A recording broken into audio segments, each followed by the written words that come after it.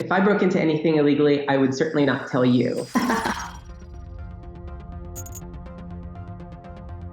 Hi, I'm Chaos. I'm Felty. I'm Becca Valentine. My name is Rachel Haywire. My name is Barrett Brown.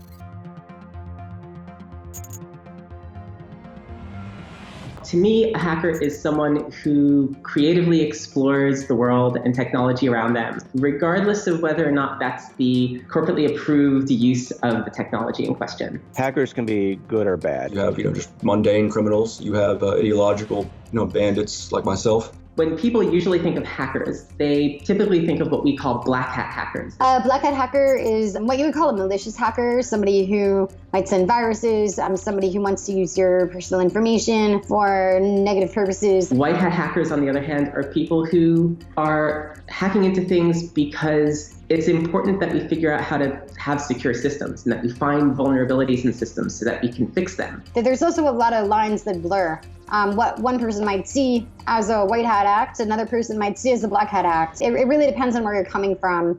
Understanding that people are out there trying to get your information is so important. There are ways to secure your stuff, but a lot of people don't know about it. What makes a good password is primarily length. It does not matter if you have capital letters, lowercase letters, numbers, and so on, as long as you have a bunch of them. What I recommend is a combination of two-factor authentication and password managers. 2FA, also known as two-factor authentication, is a means of verifying a person's identity using, two factors. Most forms of 2FA are something you know, a password, and something you have. Usually that is a physical device. Most commonly, the device is your phone. Someone can easily get your password, but can they easily get your password and your phone? That's a lot harder. Do not use SMS two-factor if you can. In fact, if someone offers you to do SMS two-factor, don't do it. But if you can, use Google Authenticator or Authy or something like that, because those will be much more secure. So password managers are pieces of software that run on your computer, often in your web browser, and that will store the passwords that you have for websites. It will also generate passwords for you, and this is a really good way of maintaining security on websites.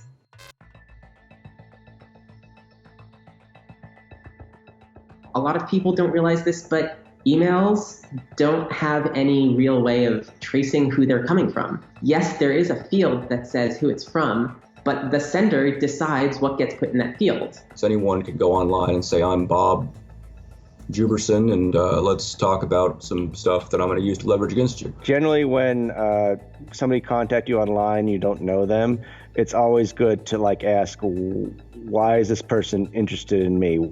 Of all the people in the world, why are they talking to me now? If you're receiving emails trying to get you to go to websites to download documents, a simple measure that you can take is to just not click the link that they give you. If they're trying to get you to go to your bank's website, don't use their link. Independently go to your bank's website on your own and see if whatever it is that they're telling you is happening is actually reflected in your bank's website. If there's a golden rule when talking to people on the internet, it is don't trust people. Everyone's lying to you unless proven otherwise.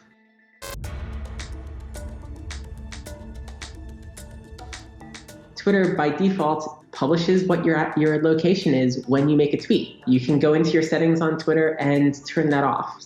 For something like Facebook, the only real way to secure it is to not be on Facebook. Create an identity in which you can be yourself, but which you don't reveal too much information. I consider Facebook a particular plague among the social media sites, staying hell off of Facebook.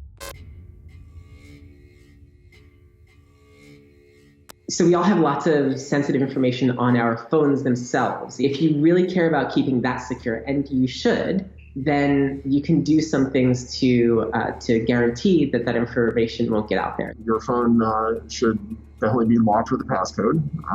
You'd be surprised how often you can figure out which digits you should be focusing on based on if you turn the phone and look at where people have been touching it most often. You could also encrypt your communications. If you want to have secure textual communications with people, you could use something like Signal to have end-to-end encrypted conversations with people so that from the moment you type the letters in to the moment it gets displayed on their screens, it's completely encrypted.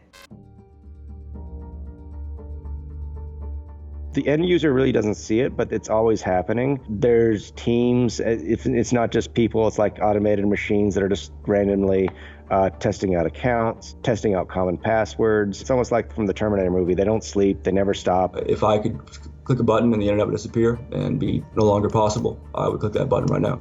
Anybody could breach your data at any time. I could be a malicious hacker setting you up right now.